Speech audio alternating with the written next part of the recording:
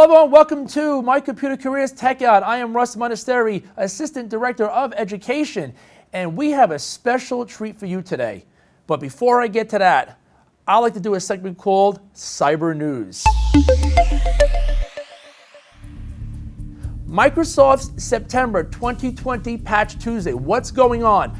Microsoft released patches for 129 vulnerabilities for their products. That's a lot of vulnerabilities. 23 are classified as critical. 105 are classified as important. 1 as moderate. Now, when it comes to patching your environment, always do it in a testing environment first. Then hit that production environment. That is very, very important because you never know what's going to happen. Recently in the news, public schools have been hit with ransom attacks. Now, what's a ransom attack? A ransom attack is basically bad guys, hackers, encrypting your files and demanding ransom attack, but they take it a step further, right? So, school systems have become growing targets for ransom attacks more than ever, right? Ransom attacks recently on the Hartford School District in Connecticut affected their classroom and transportation systems by encrypting devices on the district network. That's a bad day for everyone right there, right? Hartford officials stated that no ransom was paid, which is great. No ransom was paid. That means they're telling me they have an effective disaster recovery plan in place, okay?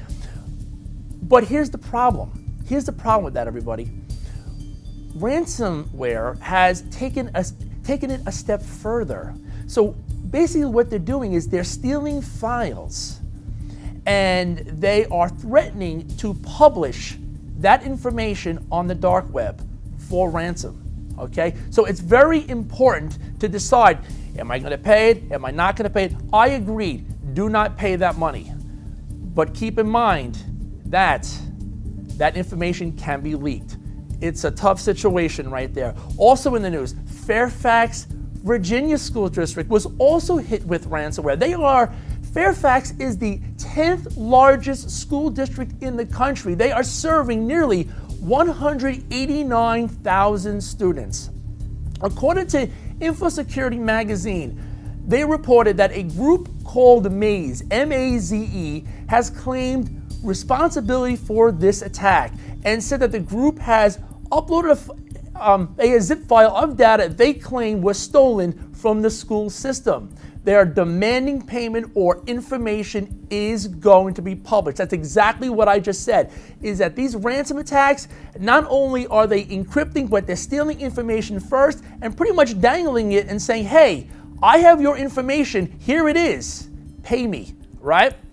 According to school personnel, teachers were receiving ransomware messages 4 days prior to the actual attack. Now, that is common. That is common. According to cyber research, ransom attacks can have access to a network for an average of 56 days before files are encrypted.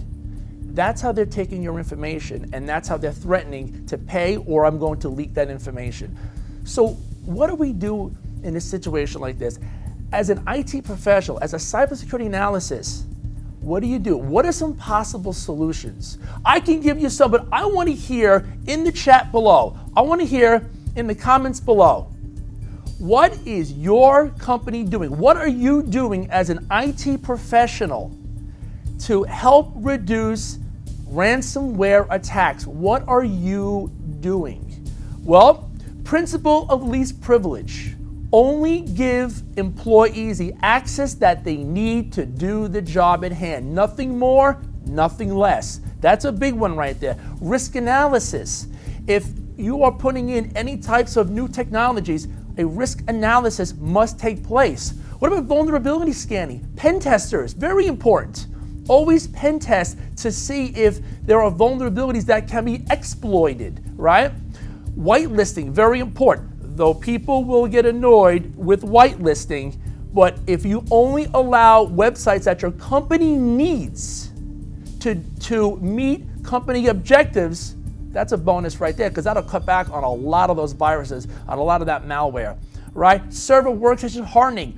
Turn off, reduce, whatever you have to do on the servers and workstations that are not needed. Shut down ports, disable USB ports, stuff like that, right? Patch management, very important.